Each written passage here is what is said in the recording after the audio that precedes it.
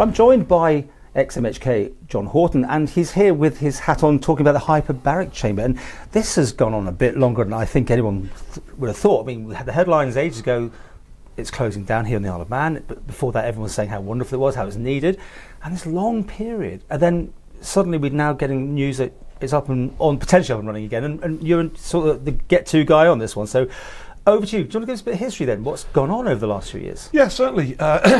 In my time in my political life, I was always a supporter for the Hyperbaric Chamber. I did a lot of work with them and helped them to get really to the position they are at before they closed, which is a very, very popular medicine facility for the island. Now, it deals with not just people with divers with decompression illness, known as the bends.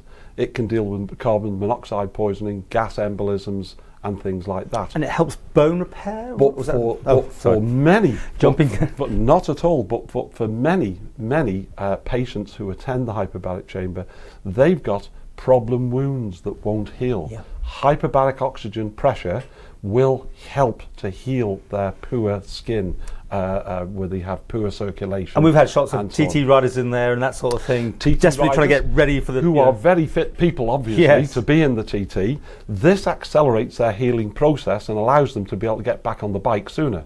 And of course, that's for an awful lot of the lesser serious illnesses. The more serious ones, such as diabetic foot.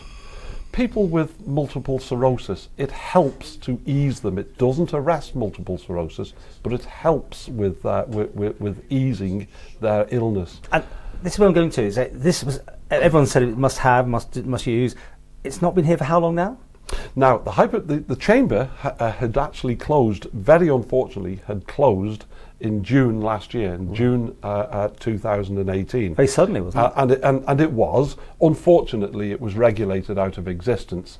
And of course, we formed a new charity that came into operation on the 31st of March this year, 2019, yeah, where a number of us who were already members of the Friends of the Hyperbaric Chamber, which were a support charity group supporting the work, the wonderful work of the Kevin Gray Memorial Charity in raising funds for them. We approached the Kevin Gray Memorial Charity late last year and started making arrangements with them to take on the facility and then provide a new hyperbaric chamber. And it might just be, I think, a little bit appropriate if I pay tribute to the wonderful work that the Kevin Gray Memorial Charity has done over more than 35 years. We all know David Downey and the wonderful work that he has done over that period of time, because he was the chamber operator. Mm-hmm. He was the main frontline man behind the hyperbaric development in the Isle of Man, and the island has pays a great debt of gratitude and the Queen for that. Showed that in and he was he was appropriately remembered for that, of course. Okay, but I'm so puzzled that something again needed. What's happened since last year then here on the island? So, well, as far as hyperbaric medicine is concerned, it ceased in June last year. Ceased completely, and it is still not operable yet. And of course, just to change, to put in install a brand new chamber needs a fortune. We are currently going out for anything up to £450,000 at this present time, because it's a charity that runs the operation. Got it. Now those two machines are already there, because I think it was two, wasn't there? Yes, they are. Are they just they're going to the scrapyard? But both of those will be sold off and will leave the island. They may be re-engineered for future use. That's up to someone to come up with their own business case to deal with that. And where will it be based? You still got behind the fire station? Or yes, we're based. The Hyperbaric Chamber is based behind the fire station, and in its own building there. And of course, we do hope in the long term to build a new facility on land near Nobles Hospital. We always did that. I worked on that as a former politician in order to achieve that. But before that was able to happen, the chambers then, of course, went out of existence as far as regulations are concerned. Okay. So a new charity, is the other one involved in this, or how's it going to work? The Kevin Gray now that it's been transferred to us, will do all the legal conveyances to the new charity. and we've got an excellent rapport with that outgoing charity. They will wind their affairs up, and the new charity known as Hyperbaric Oxygen Therapy Isle of Man, short for that is HBOT. HBOT will take over, or has taken over, and is the charity that will run all the fairs into the future for hyperbaric medicine. You talk about £500,000-ish, I think, there you said. Well, the best part of. Best part. And by the time you've got all the extra by the time we've done all things. the other things, yes. And how's it going to run? Just through the charity? You got still people on board who know what they're doing? Or yes, you're looking? And that's very important, Paul, that you mentioned that, because what we have is, and that's vitally important for the patients who can't wait to get back, because there's an awful lot of patients who are suffering because they're not getting treated and haven't been treated for a long time, plus new patients who need hyperbaric oxygen therapy to help with their medical ailments. You must have got some money from the health budget, did you? From referrals from we hospitals? did. We have. Mainly those are for carbon monoxide purposes. But going back to the familiar faces, of course, at the Chamber, we have and on the charity, we have our technical advisor, David Downey, who is still there. Oh, great. We can't do without his. We can't do without his technical support. Yeah. Although he's retired from actual hyperbaric medicine, he's still there, and he's still Well, he knows it, doesn't he? He knows everything about it. That's right. So although he's a very familiar face, yes. People won't see him at the Chamber, but the familiar faces people will still see at the Chamber once we get reopened is Debbie Barron and Keith Watterson, who were both Chamber operators and very, very well known to the public.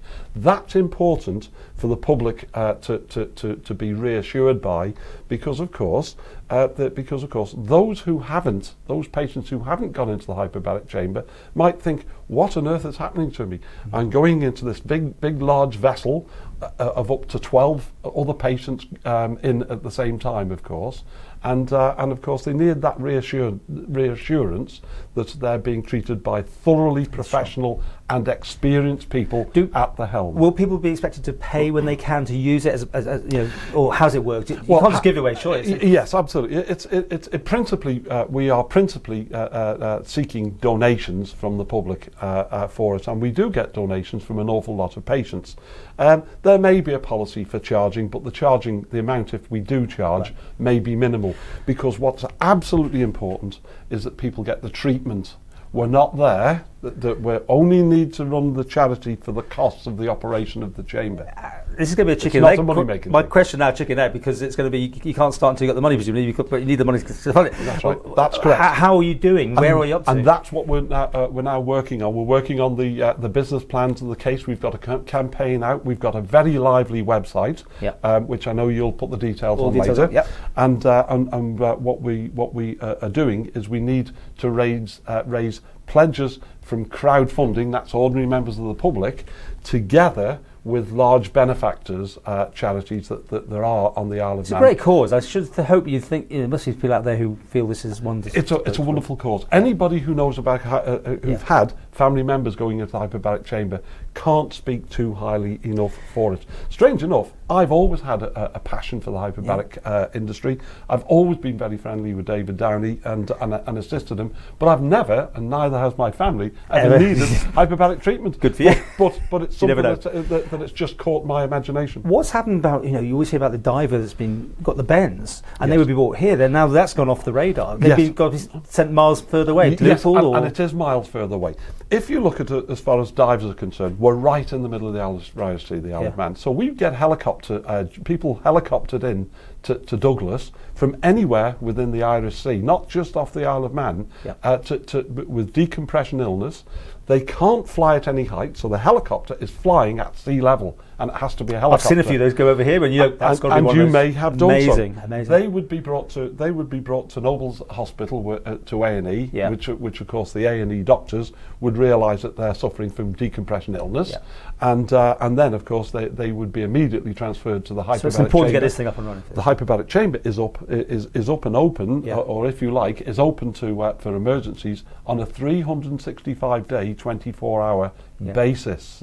Now, and where people can be called into the chamber with then doctors, proper hyperbarically trained doctors, which we are now seeking but that's another part of the business case before we can open. Okay. For those doctors, because the chamber operators we run the chamber and we run the operators, but we still need the medical cover from Noble Hospital, of course, to do that. And again, I'd like to pay tribute to the people from the Kevin Gray who ran it for many, many years. The late Dr. David Chalmers was the medical director, and he was a general practitioner up at Snaefell Surgery in Annika, and taking over from him was Frank Vaughan, right up to date, who were the hyperbaric doctors. Right. And I'd like to pay tribute to those people for the wonderful work that they've done over many years. Just to finish with, what timescale are you hoping to achieve this in? We would love to be reopened within before the end of the year, but it's all down to securing funding before we can order a hyperbaric chamber together with all the accoutrements to run a hyperbaric chamber, and then have it commissioned into Peel Road just as soon as possible. Now, we're in a hurry, but of course we are driven by the fact that that as soon as we have the sufficient monies, then we will get on and do the job. We'll follow this story, and it'll be a pleasure to come back. Looking forward to it. It's like the Ramsey Piers, one of those things you'd love to see the development. And once again, there's the details on the screen. If you want to look at that website there, you'll get all the details, and we'll talk soon.